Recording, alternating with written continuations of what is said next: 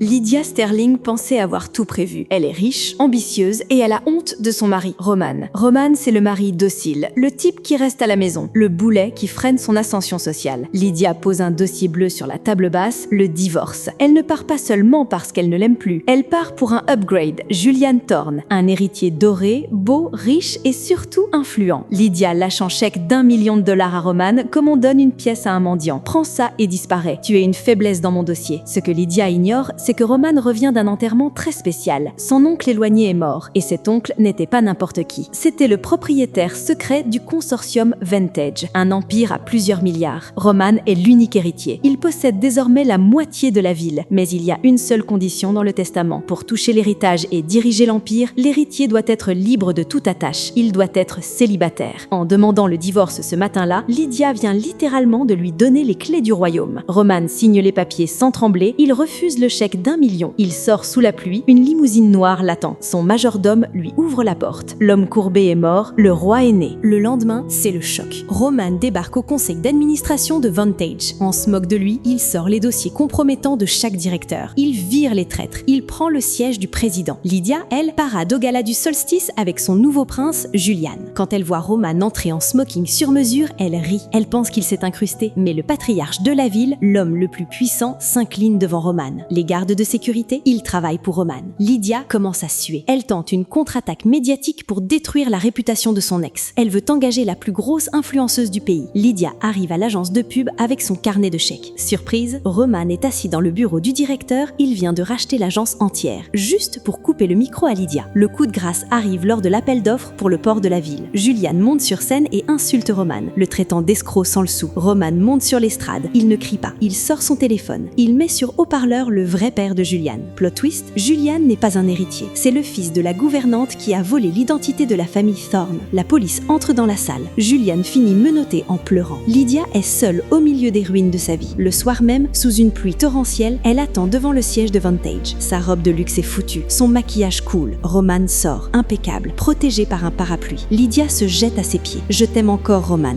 On peut tout recommencer. Je suis désolée. Roman la regarde avec un calme terrifiant. Une Rolls-Royce blanche s'arrête. À l'intérieur, Elena Valois, la femme la plus classe de la ville, son amour de jeunesse l'attend. Roman lâche une dernière phrase assassine. Pourquoi je ramasserais du verre brisé alors que j'ai trouvé le diamant? Il monte dans la voiture et il laisse Lydia seule, à genoux dans la boue, regarder sa chance disparaître pour toujours.